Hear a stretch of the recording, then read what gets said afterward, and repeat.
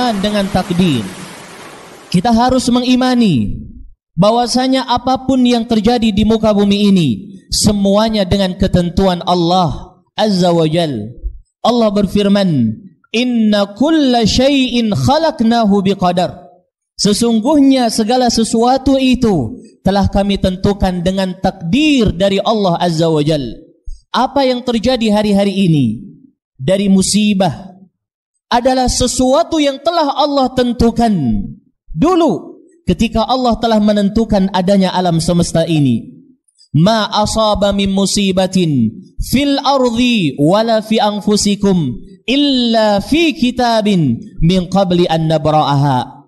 Apa yang terjadi kepada engkau semuanya, baik musibah atau lainnya, melainkan itu semuanya telah tertulis oleh Allah Azza wa Jal di dalam kitab sebelum itu semua terjadi di dalam Lauhul Mahfuz.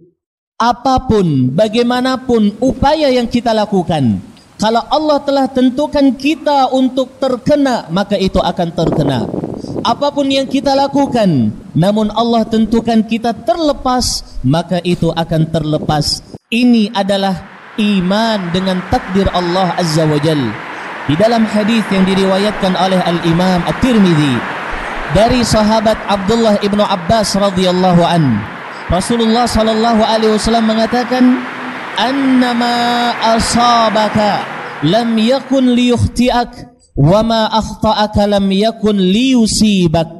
Apa yang telah Allah tentukan akan mengenai dirimu pasti akan terjadi. Dan apa yang Allah tentukan tidak akan mengenai dirimu, maka tidak akan terjadi.